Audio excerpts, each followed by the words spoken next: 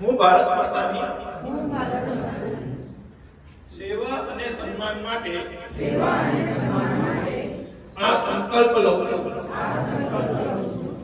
કે મારા રોજિંદા જીવનમાં વધુમાં વધુ ભારતીય વસ્તુઓનો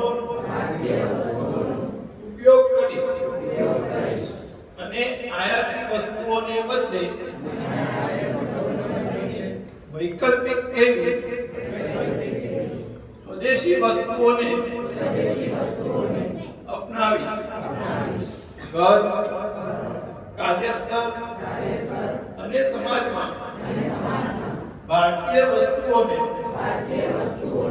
પ્રાથમિકતા અપાવીશ.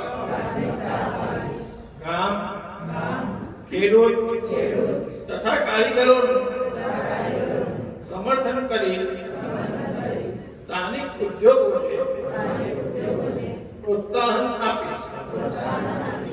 યુવાનો અને બાળકોને સ્વદેશી અપનાવવા માટે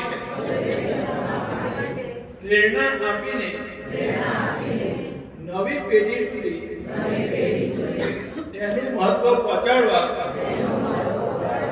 પ્રયાસરત રહીશ. પારિવારિક અને સામાજિક જીવનમાં ભારતીય ભાષાઓનો પ્રયોગ કરીશ. પર્યાવરણ પ્રત્યે સજાગ રહીને સ્વદેશી અને પ્રકૃતિને અનુકૂળ એવા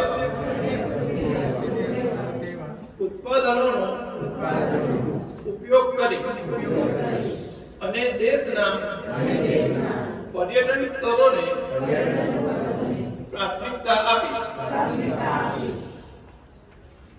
તો આપણે બધા પણ આપણા જીવનની અંદર સ્વદેશી આવે એવો સંકલ્પ કરીએ.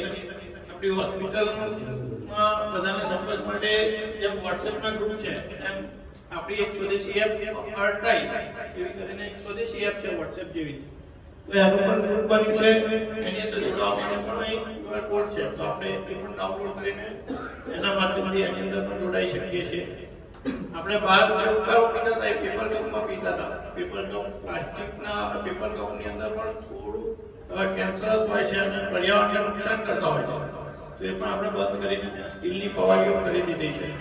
તો આ પ્રકારનું આપણા ત્યાં પણ આપણી આજુબાજુ પણ આપણા ઘરની અંદર કોઈ નાના મોટા પ્રસંગની અંદર આવું કંઈ પણ થતું હોય તો એની અંદર આપણે ધ્યાન આપીને એ વિષયની અંદર પરિવર્તન લાવીએ તો આપણે